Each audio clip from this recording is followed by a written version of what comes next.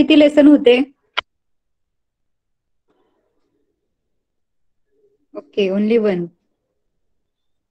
And that is we have completed, no? Okay, very good.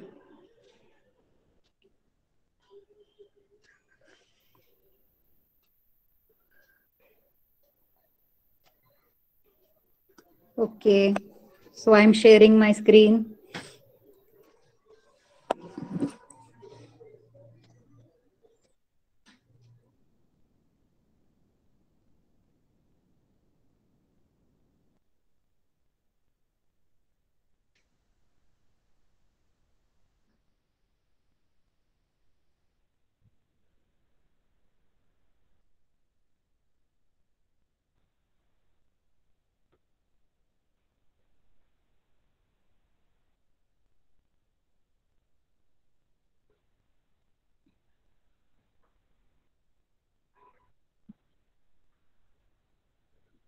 Can you see my screen, children?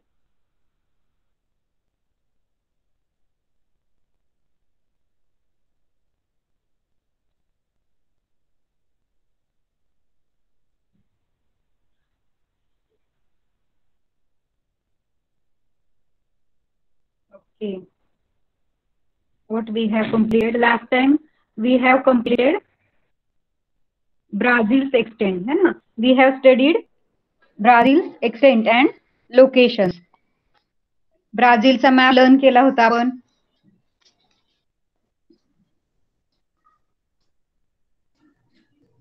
Okay, आवाज clear आहे ना?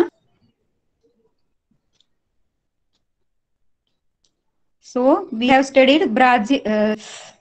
Very sorry children, पहिले आपण 5th start करतोय. चुकून मी 6th स्टँडर्डचं बुक ओपन केलं.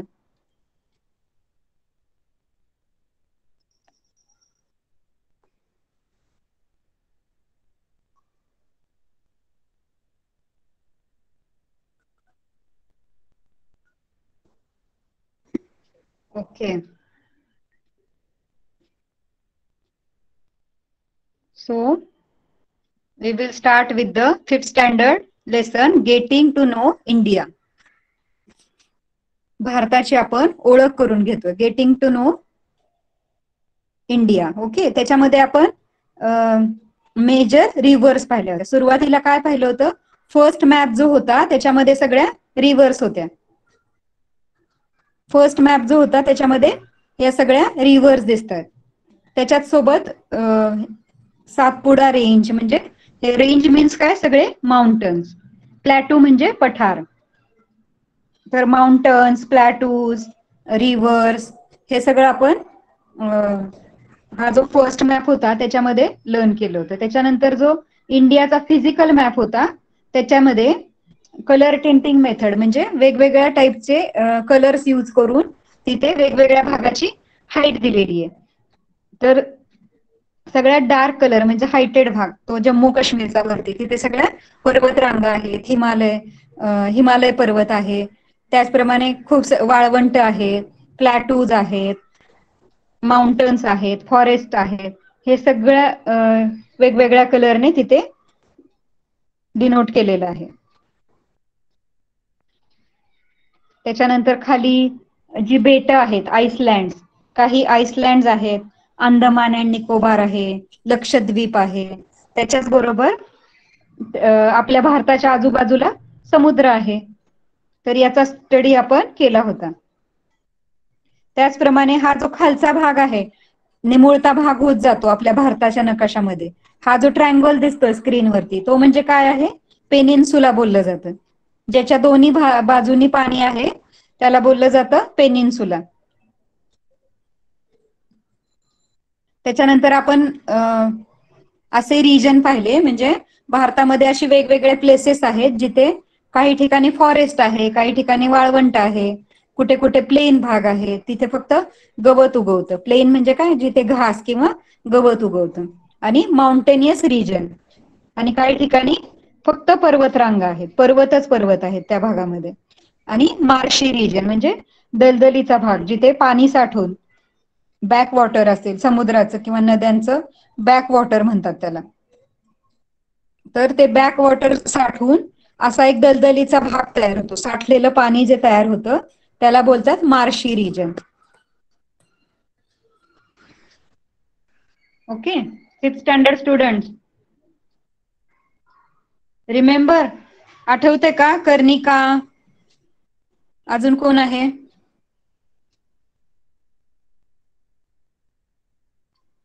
तन्मय, कर्णिका, साची,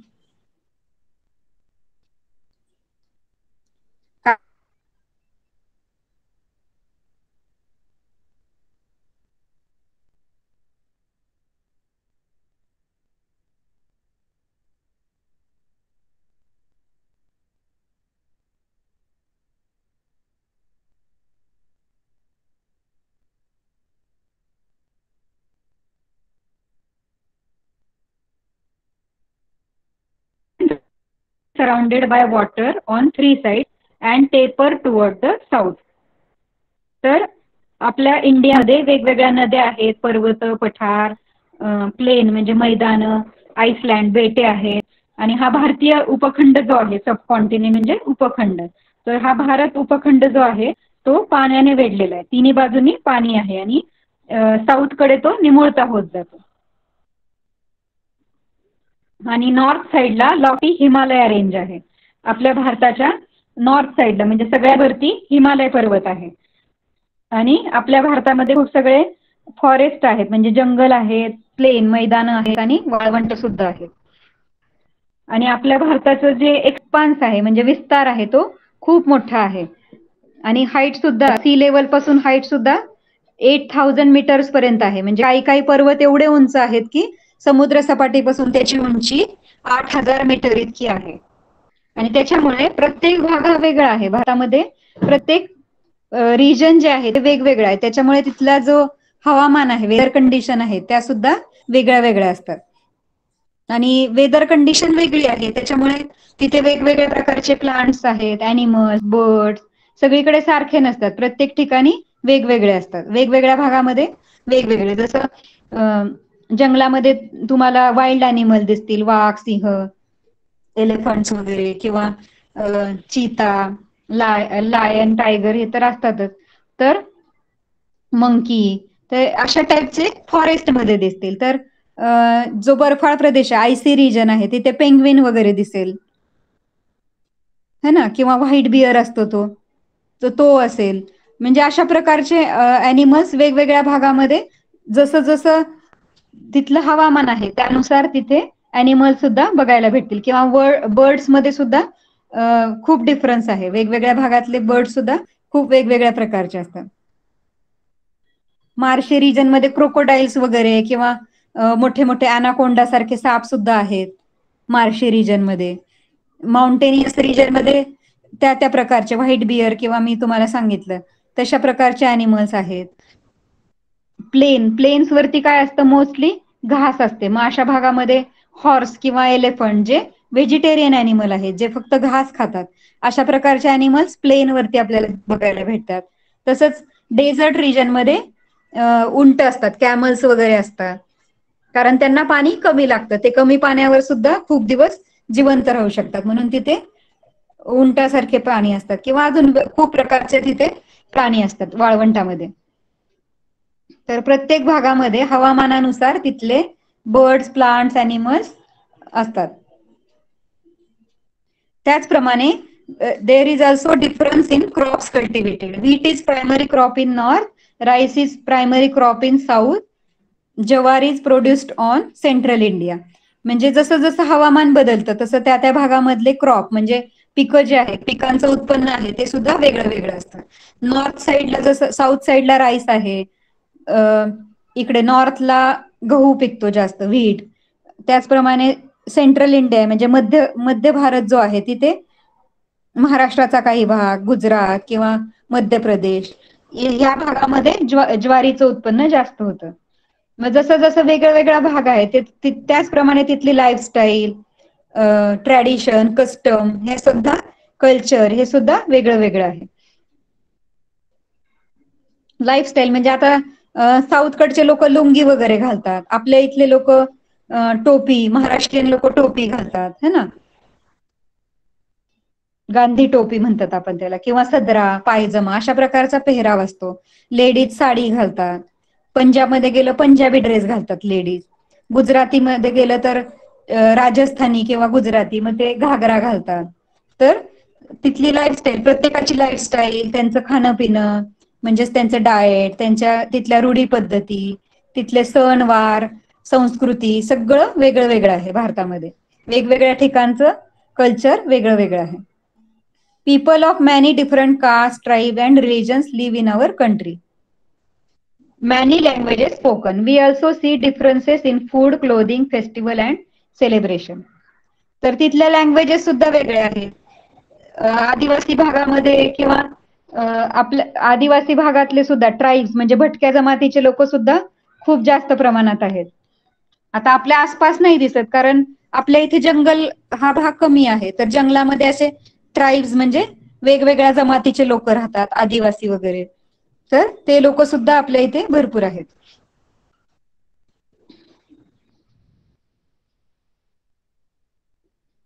ओके, तर आपल्या इथलं कल्चर आणि डिफरन्स काय आहे वेगवेगळ्या वेदर कंडिशन नुसार, म्हणजे हवामानानुसार आपल्या म्हणजे प्रत्येक रिजन मधला डिफरन्स काय आहे तो इथे त्यांनी सांगितलं आहे. तर अवर कंट्री इंडिया याच्यामध्ये काय दिलेलं आहे, प्रत्येक स्टेट दिलाय आणि त्याच डॉट तिथे जवळ डॉट करून त्याची कॅपिटल दिलेली आहे, त्या त्या स्टेटची कॅपिटल. बघा, मध्य प्रदेशची भोपाळ, राजस्थान जयपूर, गुजरात गांधीनगर. आणि रेड रेड जे आहे, काही रेड अक्षरामध्ये पण दिलेले ते काय आहेत, बेट आहेत, म्हणजेच आईसलँड. ते सगळे आईसलँड आहेत. इकडे बघा खाली पण अंदमान अँड निकोबार आईसलँड, लक्षद्वीप, माहे, पुडुचेरी, हे सगळे काय आहेत, समुद्रालगतचे प्रदेश आहेत.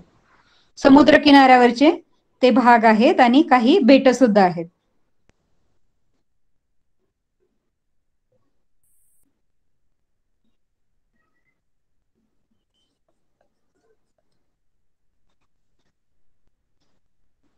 Find our state, color it with your favorite color and write the name of its capital.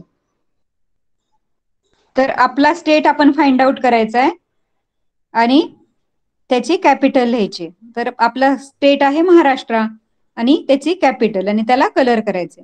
Which is northern most state, सगळ्यात नॉर्थ मध्ये कोणता स्टेट आहे, तर जम्मू काश्मीर. सगळ्यात वरती नॉर्थला जम्मू काश्मीर आहे. साऊथला कोणता आहे, सगळ्यात खाली तामिळनाडू.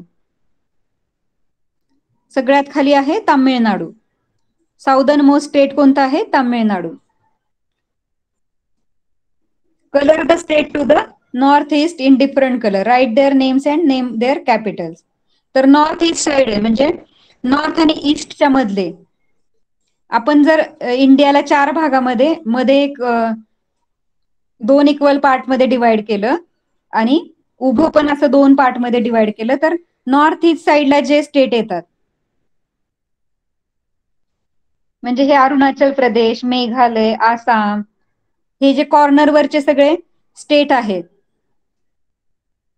त्यांचे कॅपिटल्स आणि स्टेट लिहायचे. Colour the largest state in yellow and circle its capital. तर Rajasthan is the largest state and Goa is the smallest state. Okay, how do the names in red letters show. Red letters आपण जे पाहिले तर ते काय आहेत, Iceland आहेत. Iceland आणि कोस्टल रिजन वरचे ते प्रदेश आहेत. कोस्टल रिजन म्हणजे समुद्र किनाऱ्यावरचे. कर्णिका, रीड नेक्स्ट पार्ट.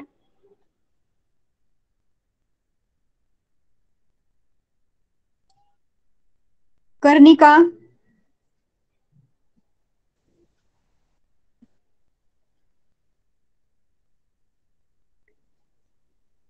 कर्णिका नाही का क्लासमध्ये, तुला पुढचा रीड करायचा आहे पार्ट. माईक ऑन कर.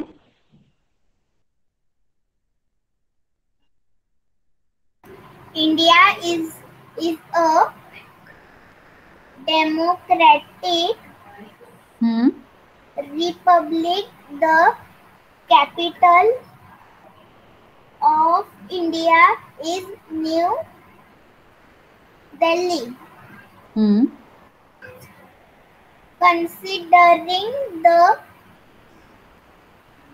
Considering the area, Rajasthan is the largest state in India. It is followed by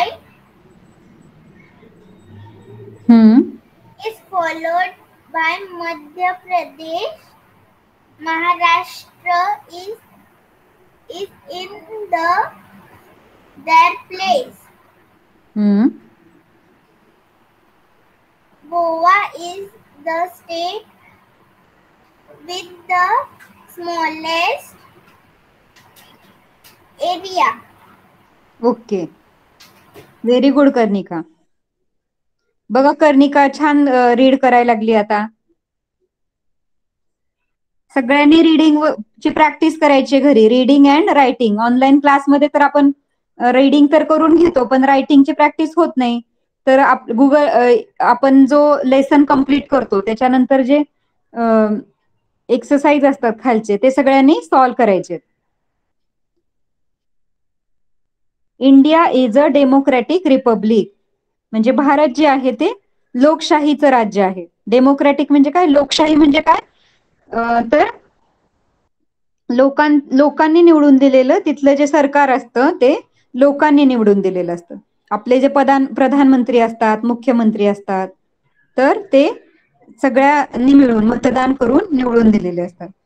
त्याला बोलतात democratic Republic. The capital of India is new Delhi. तर आपल्या इथली कॅपिटल राजधानी कोणती आहे, न्यू दिल्ली. इंडियाची राजधानी आहे न्यू दिल्ली. महाराष्ट्राची आहे Mumbai. Considering the area, Rajasthan is the largest state in India, followed by Madhya Pradesh. First नंबरचं मोठं राज्य कोणतं आहे, राजस्थान. त्याच्यानंतर मध्य प्रदेश आणि थर्ड नंबरचं कोणतं आहे, Maharashtra. Goa is the state with the smallest area. सगळ्यात छोटं राज्य कोणतं आहे, तर Goa. Let each person in the class choose one state. Use the following points to collect information about the state. Social and cultural features. कुठला पण एक स्टेट तुम्हाला चूज करायचा आहे आणि तिथे काय काय सांगायचं आपल्याला. लँग्वेज, तिथे कुठली लँग्वेज बोलली जाते. फेस्टिवल, कोणते कोणते सण साजरे केले जातात. क्लोदिंग, कुठल्या प्रकारचे कपडे घातले जातात. डान्स, तिथे कोणत्या प्रकारचा डान्स केला जातो. जसं महाराष्ट्रामध्ये लावणी, लँग्वेज मराठी. फेस्टिवल, होळी, दिवाळी, दसरा, है ना. खूप सगळे फेस्टिवल म्हणू शकतो आपण. गणपती. तर क्लोदिंग आपले काय आहे, साडी आणि धोतर, टोपी. सदरा, धोतर आणि टोपी अशा प्रकारचा आपला हे आहे, क्लोदिंग आहे, पेहराव आहे. Geographical feature, landforms. तर भारतामधले, आपल्या महाराष्ट्रामध्ये लँडफॉर्म कसं आहे, म्हणजे प्लॅटू आहे की माउंटन्स आहेत जास्त. तर हे सगळं सांगायचंय. का डेझर्ट आहे आपल्या इथे, डेझर्ट आहे, मार्शी रिजन आहे. आपल्या इथे मोस्टली माउंटेनियस आणि प्लॅटू रिजन आहे महाराष्ट्रामध्ये. वॉटर बॉडीज कोणत्या कोणत्या नद्या वाहतात आपल्या इथे, आणि फॉरेस्ट आणि जंगल कुठले कुठले आहेत. कुठलाही एक स्टेट घ्यायचा आहे आणि फाइंड आउट करायचंय. फॉर एक्झाम्पल तुम्ही राजस्थान घेऊ शकता. तिथे कोणती भाषा बोलली जाते, फेस्टिवल कुठले साजरे केले जातात, त्याची माहिती कलेक्ट करायची. You can take the help of the school library, newspaper, magazine, internet, television and your teacher to find this information. तर आजकाल तर तुम्ही बघा, तुम्ही गुगलवर एखादा क्वेश्चन टाकला तर तुम्हाला सगळी इन्फॉर्मेशन मिळते. तर तुम्ही एखाद्या स्टेटचं नेम टाकलं, फॉर एक्झाम्पल राजस्थानचं तुम्हाला इन्फॉर्मेशन पाहिजे, तर तिथली आपल्याला सगळी इन्फॉर्मेशन मिळू शकते. किंवा मध्य प्रदेश. अशा प्रकारे तुम्ही कलेक्शन करू शकता, इन्फॉर्मेशन कलेक्ट करू शकता.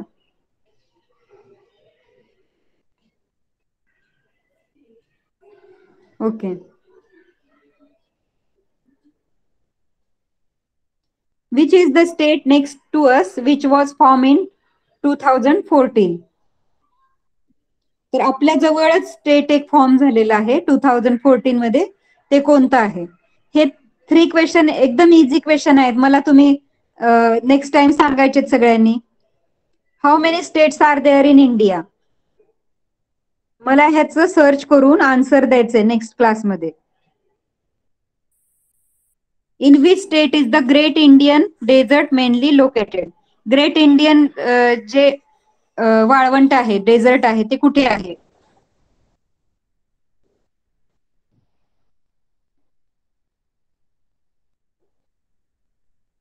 Why Sachi left the class? Continuously she is leaving, joining. What happened? Teacher network problem मध्ये. अच्छा, आवाज येत नाही का तुला? टीचर येतोय. मग टीचर मधीत नेटवर्क जातोय ना, म्हणून तो क्लास लेफ्ट होते. अच्छा अच्छा, ओके. लक्ष द्यायचंय सगळ्यांनी. Now make chart of the information you have collected and put them in the classroom. While doing this, do not forget the union territories. In this way, you will have to display of each state and union territory in your classroom. So there are 7 union territories. Union territories बद्दल आपण next class मध्ये learn करूया. एक union टेरिटरीचा एक छोटासा भागच आहे, तो मी तुम्हाला नेक्स्ट क्लास मध्ये शो करेल. स्क्रीन शेअर करून शो करूया आपण. युनियन टेरिटरी कशाला म्हणतात आणि युनियन टेरिटरी मध्ये कोणते कोणते स्टेट येतात वगैरे सगळं. ओके.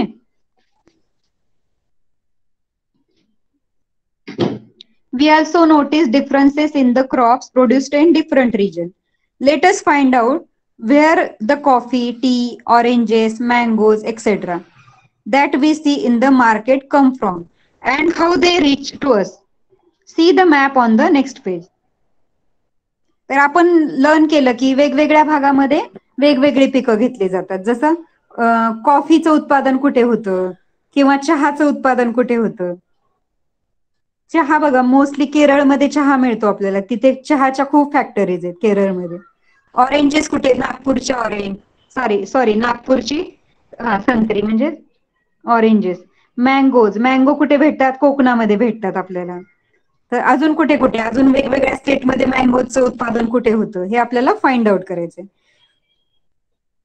आणि हे मार्केटमध्ये जे आपल्याला फ्रुट्स भेटतात ते ऍक्च्युली कुठून येतात हे पण फाइंड आउट करायचंय. आणि आपल्यापर्यंत ते कसे येतात, कसे ट्रान्सपोर्ट केले जातं, कुठल्या भागामध्ये त्याची शेती आहे, मँगोची असेल किंवा चहाची असेल, कॉफीचे मळे असतील, तर ते कुठे आहेत आणि आपल्या इथपर्यंत कसे आले त्याची इन्फॉर्मेशन फाइंड आउट करायची.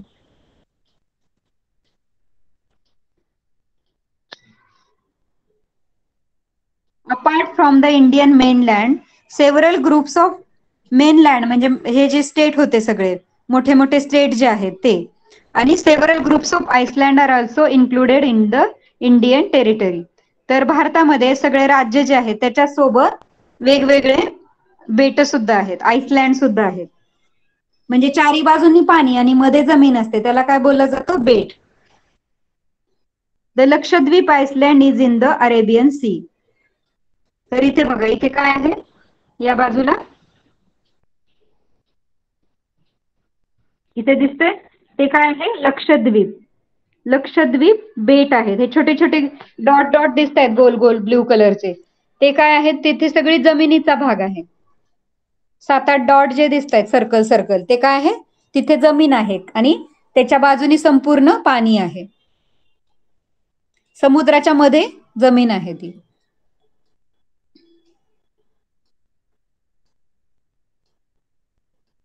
The Andaman and Nicobar Island is in Bay of Bengal.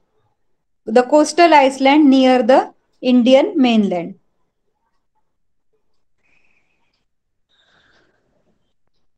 Okay, तर ह्या बाजूला बे ऑफ बेंगाल जो आहे तर तिथे अंदमान आणि निकोबार आयसलँड आहे.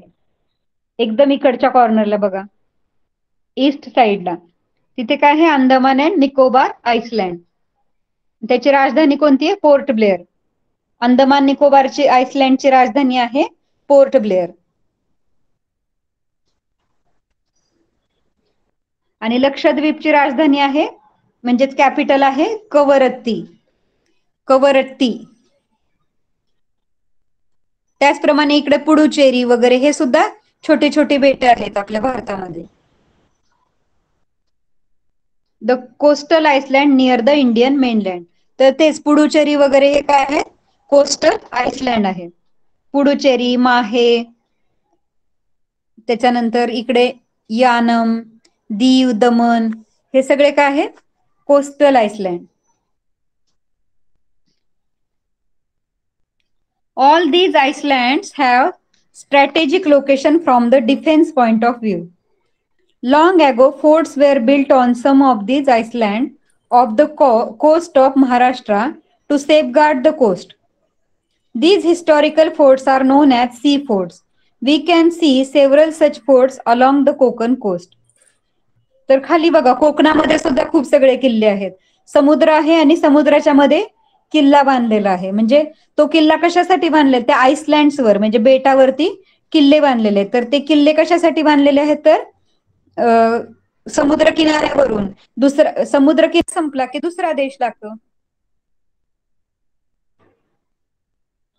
तर दुसरा देश जेव्हा लागतो तर दुसऱ्या तिकडून परकीय आक्रमण करत, तिकडचे लोक आक्रमण करत, तिकडचे राजे वगैरे, तर तिथून आपलं संरक्षण व्हावं की म्हणून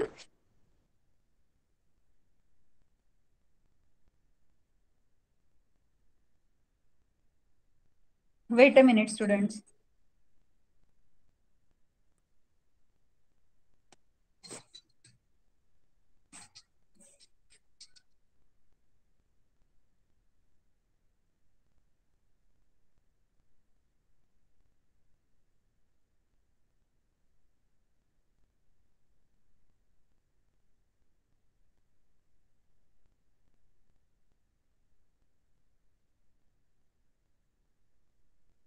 can you here my voice? आवाज येतोय का सगळ्यांना? ओके.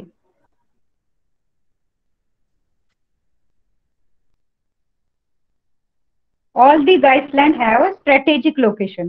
म्हणजे त्यांचं जे लोकेशन आहे सगळ्या बेटांचं, त्याला काहीतरी स्ट्रॅटेजी आहे. म्हणजे काहीतरी कारणास्तव तिथे किल्ले वगैरे बनवले गेले. From defence point of view, म्हणजे आपल्या देशाचं संरक्षण व्हावं, आपल्या भागाचं संरक्षण व्हावं म्हणून तिथे किल्ले बनवले गेले, किंवा त्याचं फार महत्व आहे. ह्या सगळ्या बेटांचं खूप महत्व आहे.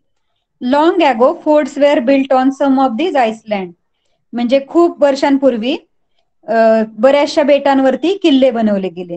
तर किल्ले कशासाठी बनवले गेले? तर आपल्या किनारपट्टीचं संरक्षण करण्यासाठी. परकीय आक्रमण जी होत, बाहेरून जे आक्रमण होतं आपल्यावर समुद्रामार्गे, तर ते आक्रमण होऊ नये म्हणून आता जंजिरा किल्ला शिवाजी महाराजांनी जंजिरा किल्ला बांधला. कारण की त्या साईडने येणारे आक्रमण, पोर्तुगीज, फ्रेंच, ब्रिटिश वगैरे लोक तिकडून समुद्रमार्गे आक्रमण करत आपल्यावरती, आणि त्या आक्रमणापासून आपलं संरक्षण व्हावं म्हणून तिथे जंजिरा किल्ला बांधण्यात आला. मग असे कोकणामध्ये बरेचसे किल्ले दिसतात, बरेचसे किल्ले आहेत. सिंधुदुर्ग, जंजिरा वगैरे.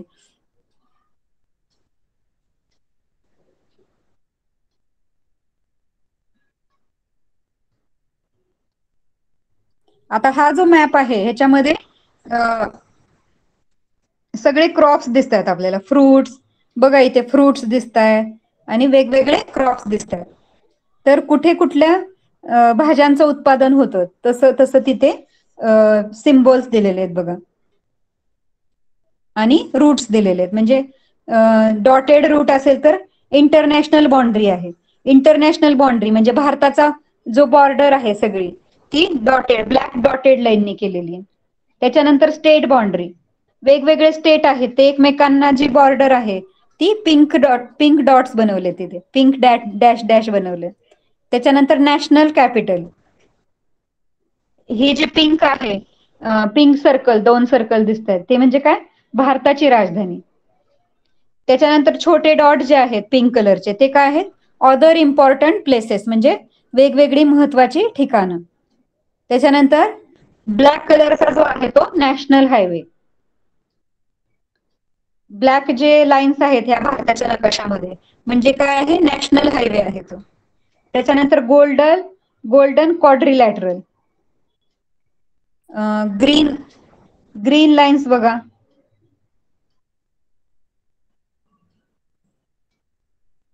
North south corridor. North south corridor कुठे, अच्छा, नॉर्थ पासून साऊथ पर्यंत एक जो भागामध्ये डिवाइड झालाय भारत दोन भागामध्ये, त्याला बोललं जातं नॉर्थ साऊथ कॉरिडोर. आणि रेड लाईन जी आहे ती भारत ईस्ट आणि वेस्ट मध्ये डिवाइड झालेलं आहे, त्याला बोललं जातं ईस्ट वेस्ट कॉरिडोर. त्याच्यानंतर ग्रीन डॉट जे आहेत म्हणजेच मेजर एअरवेज, म्हणजे हे जे आपले एरोप्लेन असतात ते कुठल्या भागावरून कुठून कुठे जातात त्याचा जो मार्ग आहे त्याला बोलतात airways. Major waterways. Blue dot जे आहेत ते काय आहे, समुद्री मार्ग आहे. तिकडे बघा समुद्रातच दिसत आहेत ते सगळे ब्ल्यू डॉट, कारण तिथे पाणी आहे, पाण्यावरती जर रस्ते जातात त्याला बोललं waterways.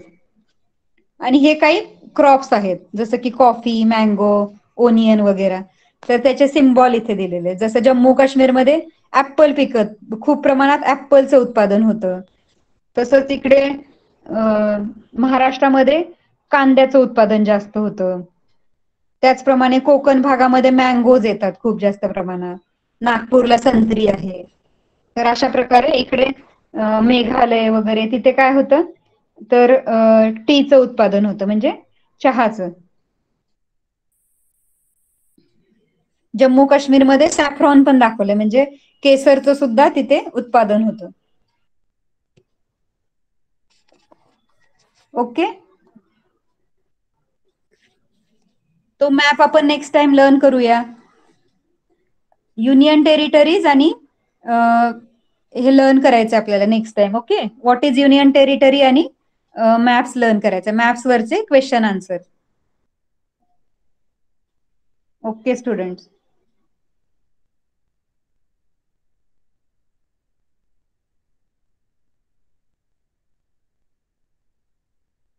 now we will start with our 6th standard lesson, that is let us use graticule.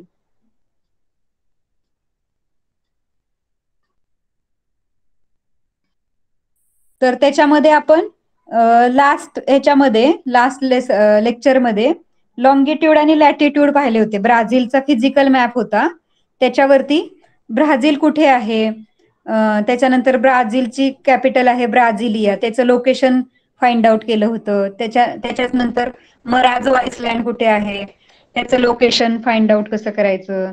त्याच्यानंतर साओ फ्रान्सिस्को रिव्हर आहे त्याचं फाइंड आउट केलं होतं लोकेशन. आठवतंय? तो भाग थोडासा कॉम्प्लिकेटेड आहे, तुम्हाला ऍटलिस्ट 2 ते 3 वेळा रीड करायला पाहिजे ते. आपण तर जवळजवळ मागचे दोन्ही लेक्चर आपण एक्सटेंड शिकतोय आणि लोकेशन शिकतोय.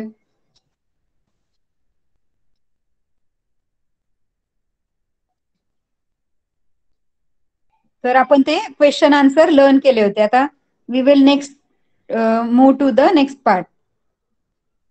तर आपल्याला काही इम्पॉर्टंट पॅरलल्स आणि मेरिडियन्स बघायचे. हे सगळे आपण लास्ट टाइम पाहिलं होतं की हे सगळे पॅरलल्स आणि मेरिडियन्स आहेत.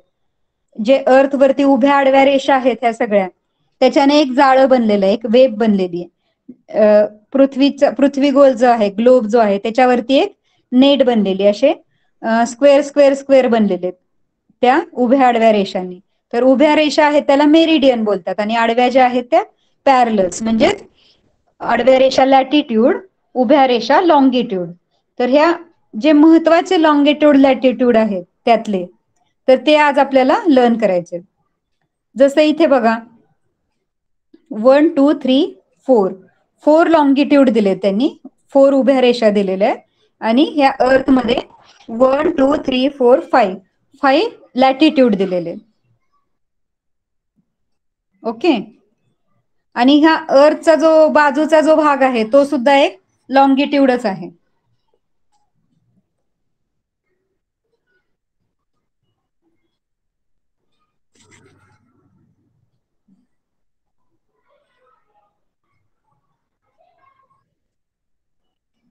एक मिनिट. तर हे जे आहेत हे 1 2 3 4 5 6 आणि हे 7 हे सगळे काय आहेत पृथ्वीवरचे मेन लॉंगिट्यूड्स आहेत, महत्वाचे लॉंगिट्यूड म्हणजेच मेरिडियन्स. आणि 1 2 3 4 आणि 5 हे 5 महत्वाचे लॅटिट्यूड्स आहेत. आपण काय लर्न करतोय इम्पॉर्टंट पॅरलल्स अँड मेरिडियन्स. इथे वरती बघा आपण काय लर्न करतोय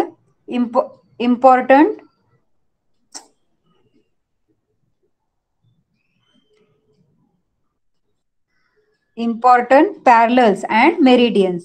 म्हणजे आपण जो सगळा ग्लोबचा स्टडी केला, लॉंगिट्यूड लॅटिट्यूड लर्न केले, त्याचे एक्सटेंट कसे असतात, डिग्री मिनिट आणि सेकंड्स मध्ये कसं लिहायचं ते हे सगळं आपण लर्न केलं. पण त्यातले महत्वाचे जे लॉंगिट्यूड लॅटिट्यूड आहेत ते लर्न करायचे आहेत आपल्याला. तर इथे बघा हा जो मधला जो आहे तो इक्वेटर असतो, हे माहिती आपल्याला.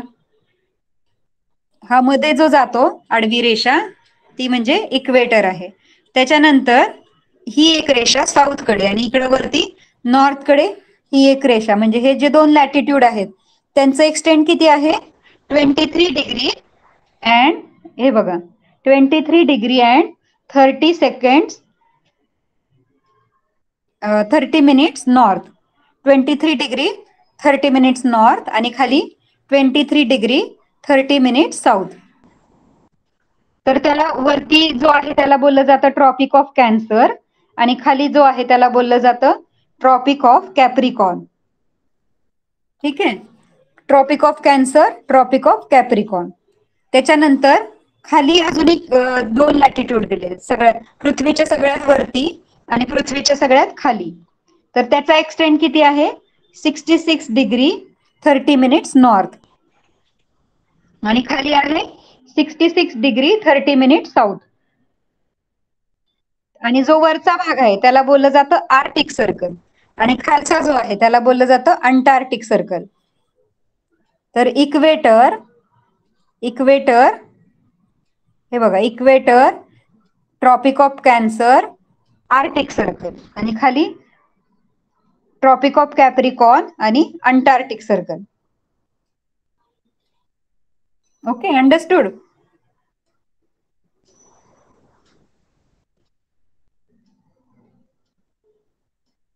त्याच्यानंतर या साईडला बघा, तर इथे काय दिलेलं आहे त्यांनी पृथ्वी आपण पाहतो की पृथ्वी स्वतःभोवती फिरता फिरता सूर्याभोवती फिरत असते है ना. रोटेशन अँड रिव्होल्युशन, स्वतःभोवती फिरते त्याला रोटेशन बोलतात आणि सूर्याभोवती फिरते तेव्हा त्याला रिव्होल्युशन बोलतात. तर पृथ्वी जेव्हा फिरत असते गोल गोल त्यावेळेला ती इकडे काय असतं इकडे सन असतो, सूर्य समोर येतो पृथ्वीच्या. मग आणि सूर्याची किरणं जी आहेत पृथ्वीवरती अशी अशी पडत असतात, कंटिन्युअसली अशी अशी पडत असतात, इकडून अशी तिरकी त्याच्यानंतर अशी वरती. तर पृथ्वी जेव्हा फिरत असते तर त्या पृथ्वीच्या भागावरती म्हणजे हे जे दिसतंय आपल्याला नॉर्थ पोल मध्ये इक्वेटर आणि खाली साऊथ पोल, इकडे सूर्याची किरणं पृथ्वीवरती पडत असतात. जर जेव्हा ती सरळ किरणं पडतात सूर्याची त्याला काय बोललं जातं एरिया ऑफ परपेंडिक्युलर रेज. म्हणजे हा सूर्य असेल समजा आणि तो जेव्हा असा त्याची किरणं जेव्हा असे पडत असतील असे त्याला काय बोललं जातं परपेंडिक्युलर रेज, लंबरूप किरणं असं बोललं जातं. त्याच्यानंतर area of starting rays day up to 24 hours. तर सूर्य इकडे दूर आहे, तर सूर्याची किरणं जी आहेत त्याच्यानंतर अशी पडतात, किंवा मग ती अशी सुद्धा जाऊ शकतात. तर त्याला काय बोललं जात, म्हणजे स्टार्टिंग तिथं काय बोललं जातं, एरिया ऑफ स्टार्टिंग रेज. तर जिथून सूर्याची किरण कॅच करते अर्थ, त्याला बोललं जातं एरिया ऑफ स्टार्टिंग रेज. इकडे नॉर्थ पोलकडे आणि साऊथ पोलकडे. Area of very starting rays, त्याच्यानंतर थर्डला आहे, सगळ्यात थर्ड हा बघा, हा भाग, area of very starting rays, duration of day more than 24 hours. तर सूर्याची किरण इथे अशी अशी पडतात, तर ह्या भागावरती दिवस जो आहे तो 24 तासांपेक्षा मोठा असतो. म्हणजे तिथे 6 महिने, हा जो भाग आहे नॉर्थ पोलवरचा आणि इकडे साऊथ पोलवरचा, तिथे 6 महिने दिवस असतो आणि 6 महिने रात्र असते. आपल्याला कसं आपण 12 तास दिवस असतो आणि नंतर हळूहळू अंधार पडायला लागतो, कारण की आपल्या इथे अशी लंबरूप किरणे पडतात. इथे सूर्याची आपल्या इथे ह्या भागामध्ये लंबरूप किरणे पडतात, त्यामुळे दिवस रात्र असं आपल्याला पाहायला मिळतं. पण हा जो भाग आहे तिथे काय होतं, 6 महिने दिवस असते आणि 6 महिने रात्र असते. म्हणजे दिवस जो आहे तो 24 तासांपेक्षा जास्त असतो. आणि इथे जो आहे मधला जो भाग आहे हा भाग, तर area of starting rays day up to 24 hours, आणि तिथला जो दिवस आहे हा, सॉरी, ह्या भागामधला जो दिवस आहे ह्या भागामधला तो 24 तासांपेक्षा जास्त असतो. मोठा दिवस, खूप मोठा असतो तिथे.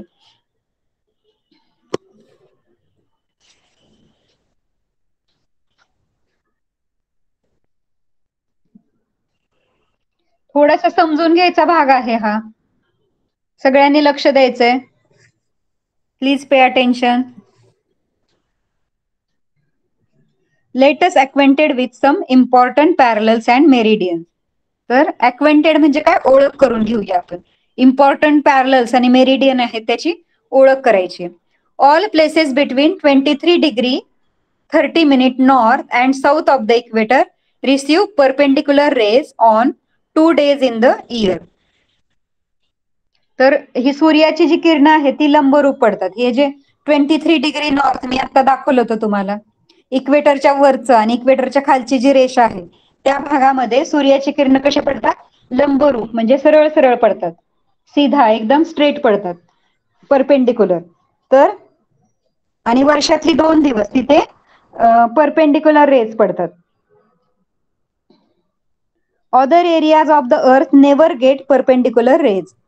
तर अर्थ वरचे बाकी जे आहेत भाग तिथे परपेंडिक्युलर म्हणजे लंबरूप किरण मिळत नाहीत. अर्थला कधीच लंबरूप किरण नाही मिळत, फक्त जो 23°चा जो पार्ट आहे तिथेच लंबरूप किरण पडतात. The parallels at 23°30' north and 23°30' south of equator are called Tropic of Cancer and Tropic of Capricorn respectively. तर त्या दोन भागाला मी तुम्हाला सांगितलंय, ट्रॉपिक ऑफ कॅन्सर बोलतात इथे. इथे जो आहे 23°30' ट्रॉपिक ऑफ कॅन्सर आणि खाली Tropic of Capricorn. The parallels at 66°30' north and south of the equator also important पॅरलल्स.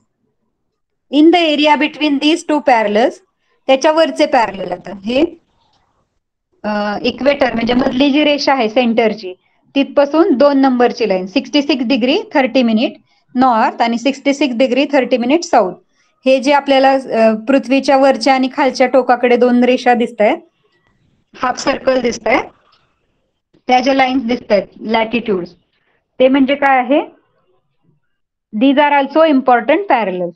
In the area between these two parallels, throughout the year, daytime lasts within the limit of 24 hours. तर ह्या दोन एरियामध्ये दिवस जो असतो तो 24 तासांपेक्षा मोठा असतो. These are called Arctic circle and Antarctic circle. आणि त्याला काय बोललं जातं, Arctic circle and Antarctic circle. Depending on the season, daytime sun being visible in the sky can be greater than 24 hours. In the areas between polar circle and poles. तर हे poles म्हणतात त्याला. हे आर्टिक वरचा north pole आणि south pole. हे जे 90 degree दिसतंय पृथ्वीचं खालचं टोक आणि वरचं टोक नॉर्थ पोल. हा जो नॉर्थ पोल आणि खाली साऊथ पोल दिसतोय ते म्हणजे काय आहे, पोल्स म्हणतात त्याला. तर तिथे जो दिवस आहे तो 24 तासांपेक्षा सुद्धा जास्त असू शकतो.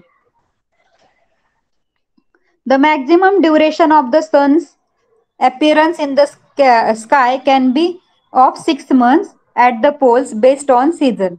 तर मी आत्ताच तुम्हाला सांगितलं तर सूर्य जो आहे तिथे 6 महिन्यापर्यंत दिसू शकतो.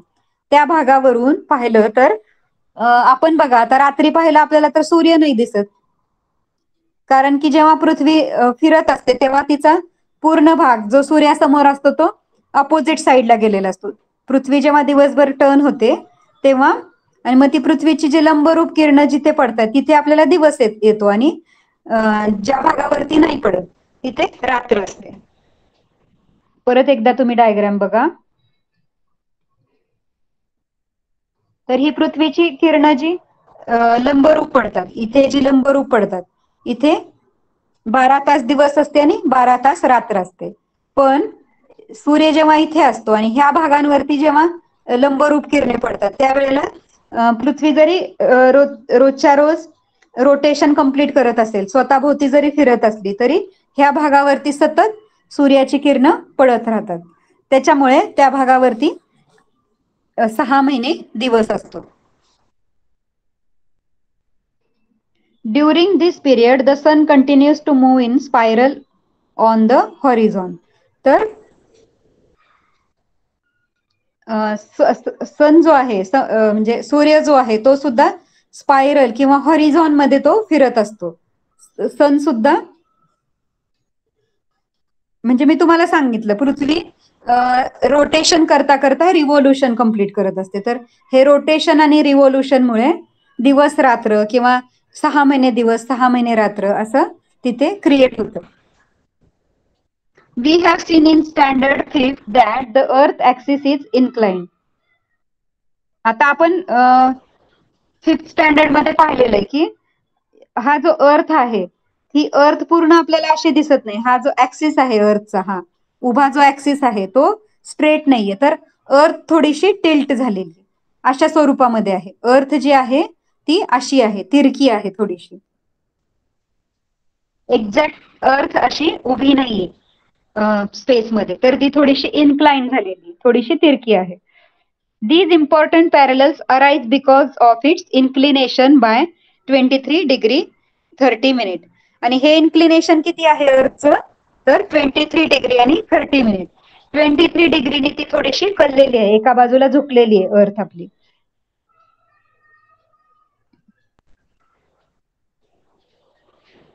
समजते का प्रमिता? अजून कोण आहे? आदेश, वेदिक, आदेश, ओके. अजून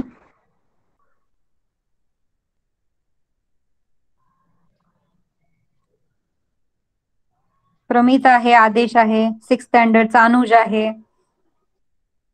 थोडस कॉम्प्लिकेटेड आहे, समजत नसेल तर विचारायचंय.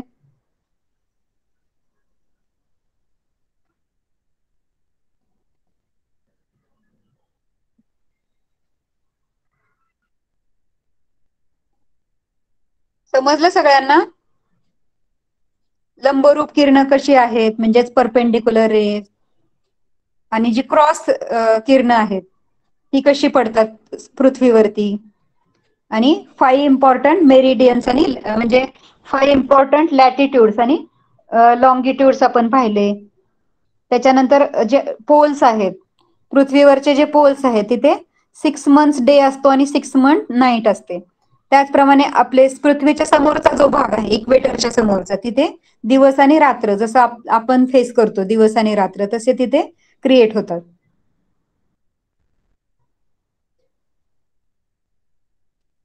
Which important parallel passes through the India? Which areas do not get perpendicular sun rays? तर कुठल्या एरियाला भारतामधून कोणतं मेरिडियन पॅरलल पास झालंय ते फाइंड आउट करायचंय, भारताचं लोकेशन. तर हे बघा,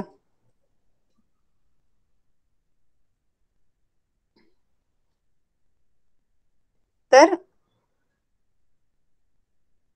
इथे भारत दिसतो आपल्याला, हा भारत देश आहे. तर भारतामधून कोणतं मेरिडियन गेलंय, तर ट्रॉपिक ऑफ कॅन्सर हा मेरिडियन गेलाय ना भारतामधून. तो कोणता आहे, tropic of cancer. Which areas do not get perpendicular sun rays. कुठल्या भागाला परपेंडिक्युलर सनरेज नाही मिळत, तर हे जे आहे वरचा, इकडे सरळ सरळ सूर्यकिरण मिळतात. पण हा जो वरचा भाग आहे, नॉर्थ पोल आणि साऊथ पोल, आर्टिक सर्कल आणि अंटार्क्टिक सर्कलच्या वरचा भाग, तिथे परपेंडिक्युलर सनरेज मिळत नाही. Which region receive perpendicular rays on the 2 days in the year. तर कुठल्या भागाला परपेंडिक्युलर रेज मिळतात, तर ट्रॉपिक ऑफ कॅन्सर आणि ट्रॉपिक ऑफ कॅप्रिकॉन आणि इक्वेटर ह्या भागामध्ये परपेंडिक्युलर सनरेज मिळतात, लंबरूप किरणे पडतात सूर्याची. Show these regions by different colours on the map of India. तर भारताच्या मॅप वरती तुम्हाला हे डिफरंट कलर्स मध्ये शो करायचे, कुठल्या भागावरती लंबरूप किरणे पडतात, किंवा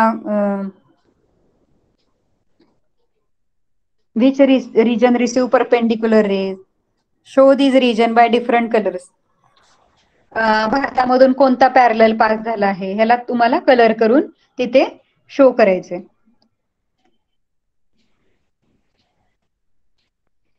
due to the duration and intensity of sunlight, different temperature zones are formed on the earth. These zones give rise to the pressure belts. तर वेगवेगळ्या हवेच्या दाबाचे पट्टे तयार होतात. म्हणजे वेगवेगळ्या भागातलं तापमान, टेम्परेचर कसं आहे, टेम्परेचर झोन वेगळे वेगळे आहेत. आत्ताच आपण पाहिलं की जिथे सूर्य जवळ आहे इक्वेटरचं, तिथं साहजिकच खूप जास्त उष्णता असणार आहे. त्याच्यानंतर जसं जसं वरती जाऊ तसं सूर्याची लंबरूप किरणे पडतात, त्यामुळे तिथं काय असणार आहे, उष्णता तिथे जसं जसं वरती जाऊ तसं कमी होत असणार आहे, म्हणून तिथलं हवामान थंड असतं.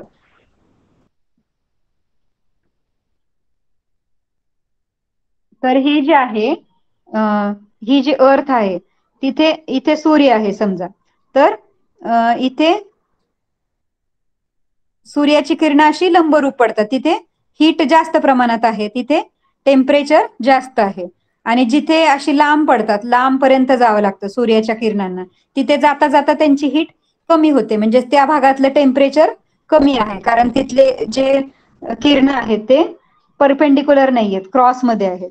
तर त्याच्यामुळे तिथलं हवामान बघा, नॉर्थ पोल आणि साऊथ पोल वरती पूर्ण बर्फ असतो, कारण तिथे सूर्याची किरणे जास्त पोहोचत नाहीत, त्याच्यामुळे तिथे बर्फ असतो.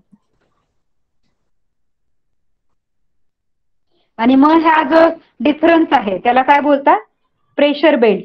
ते डिफरन्स जो आहे त्यामुळे तिथे वेगवेगळ्या तापमानाचे पट्टे तयार होतात, त्या पट्ट्यांना काय बोलतात, प्रेशर बेल्ट, हवा दाबाचे पट्टे असं बोललं जातं, किंवा वेगवेगळे तापमानाचे पट्टे. तापमान वेगळं वेगळं आहे, तर हवा सुद्धा कुठे थंड आहे, कुठे गरम हवा आहे, त्याच्यामुळे वेगवेगळे दाब निर्माण होतात हवेचे, त्याला काय बोलतात, pressure belt. Variation in the intensity of sunlight leads to the regional diversity and in plant and animal life. तर आता सनलाइट डिफरंट आहे, परपेंडिक्युलर रेज किंवा क्रॉस रेज पडतात. तर अशा वेळेला काय होतं, तर टेम्परेचर वेगळं असल्यामुळे हवामान पण तिथलं वेगळं वेगळं आहे, आणि हवामान वेगळं असल्यामुळे diversity in plants and animal life, म्हणजे प्लांट आणि अॅनिमल्स तिथे विविधता आहे, म्हणजे वेगवेगळ्या प्रकारचे प्लांट्स तिथे उगवतात, किंवा वेगवेगळ्या प्रकारचे अॅनिमल्स राहतात त्या भागामध्ये. द 0 degree लॉंगिट्यूड और prime meridian is an important meridian. तर हा जो उभा राहतो, अर्थला 2 पार्ट मध्ये डिवाइड होते अर्थ, त्याला बोलतात प्राईम मेरिडियन, 0 डिग्रीचा लॉंगिट्यूड. तर तो एक इम्पॉर्टंट मेरिडियन आहे. The main purpose of this to fix the global standard and time and coordinate the standard time of different countries. तर ह्या मेरिडियनचाच उपयोग करून बघा टाइम फाइंड आउट केला जातो. बघा आता आपण सांगू शकतो की आपल्या इथे 7 समजा फॉर एक्झाम्पल 8 वाजलेले आहेत आपल्या इथे. तर हा जो हा जो मेरिडियन आहे त्याच्यामुळे काय होतं, टाइम डिसाइड करायला सुद्धा हेल्प होते. तर हा जो मेरिडियन आहे याच्यावरून, प्राईम मेरिडियन जो आहे त्याच्यावरून सगळे टाइम डिसाइड केले जातात वेगवेगळ्या भागामध्ये. आता तुम्ही समजा गुगलवर टाकलं की जर्मनीमध्ये काय टाइम झालाय किंवा फ्रान्समध्ये काय आहे, किंवा आफ्रिकेमध्ये काय टाइम झालाय, तर प्रत्येक ठिकाणचा वेगळा वेगळा टाइम असतो. आता जसे आपल्या इथे 8 वाजलेत, रात्रीचे 8 वाजलेत म्हणजे 8 PM. PM म्हणजे काय असतं, प्राईम मेरिडियन. तर 8 प्राईम मेरिडियन. AM असतं, सकाळी असतं AM आणि रात्री असतं PM. तर वेगवेगळ्या भागामध्ये, अर्थवरच्या वेगवेगळ्या भागामध्ये वेगवेगळा टाइम असतो. कुठे आता सकाळ झाली असेल, US मध्ये वगैरे आता सकाळ होणार असेल. त्याचप्रमाणे जर्मनीमध्ये, युरोपमध्ये असेल तर आपल्यापेक्षा ते 4 तास मागे आहेत, म्हणजे तिथे आता 4 वाजले असतील, दुपारचे 4 वाजले असणार आहेत. हा जो टाइम असतो तो प्रत्येक ठिकाणचा वेगळा असतो, कारण ज्या ज्या भागामध्ये जसा जसा सनलाईट पडतो त्याच्यानुसार तिथल्या वेळा ठरलेल्या असतात. आणि हे सगळं, ह्या जे टाइम डिसाइड करण्यासाठी प्राईम मेरिडियनचा खूप खूप इम्पॉर्टंट आहे. प्राईम मेरिडियन जे आहे मध्ये जो अर्थच्या मधून जो मेरिडियन जातो तो खूप इम्पॉर्टंट आहे. The main purpose of this to fix the global standard time and coordinate standard times of different countries. तर वेगवेगळ्या देशाचे टाइम सेट करण्यासाठी याचा उपयोग होतो प्राईम मेरिडियनचा. This meridian is also called Greenwich meridian. आणि हा प्राईम मेरिडियनला ग्रीनविच मेरिडियन असं बोललं जातं. प्राईम मेरिडियनलाच काय बोललं जातं, Greenwich meridian.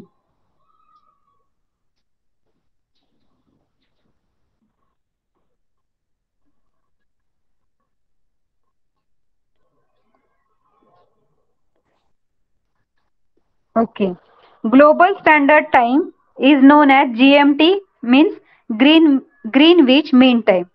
Global standard time आहे म्हणजे आता प्रत्येक ठिकाणी किती किती वाजलेले आहेत, तर सगळीकडे म्हणजे आता तुम्ही आता फॉर एक्झाम्पल 8 o'clock झाले, तर कुठल्याही मोबाईल मधून किंवा इंटरनेटद्वारे तुम्ही बघितलं तर भारतामध्ये आता 8च वाजलेले आहेत. त्याचप्रमाणे अमेरिकेमध्ये आता समजा सकाळ होत असेल, सकाळचे 4 वाजले असतील, तर तिथे कुठूनही तुम्ही सर्च केला तरी ते 4च वाजलेले आहेत. तर म्हणजे काय आहे, ग्लोबल स्टँडर्ड टाइम सेट केलेला आहे. तर त्याला काय बोलतात, ग्रीनविच मीन टाइम. अंडरस्टूड? समजतंय का? ओके. सो हा राहिलेला लेसन थोडासा, आणि हे व्हॅटिकन सिटीचं थोडस आपण नेक्स्ट क्लासमध्ये पाहूया. मॅप ऑफ व्हॅटिकन सिटी बघून ठेवायचं सगळ्यांनी. ही आपल्या वर्ल्ड मधली सगळ्यात छोटी कंट्री आहे Vatican city. Smallest country in the world.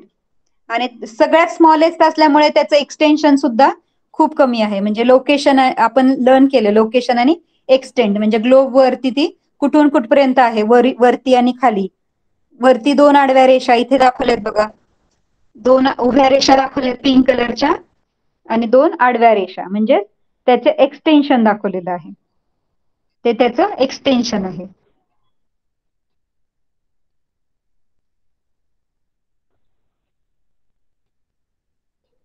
आणि त्या व्हॅटिकन सिटीचं आपण एक्सटेन्शन काय आहे, कसं फाइंड आउट केलं आहे, ते आपण नेक्स्ट क्लासमध्ये बघूया. ओके.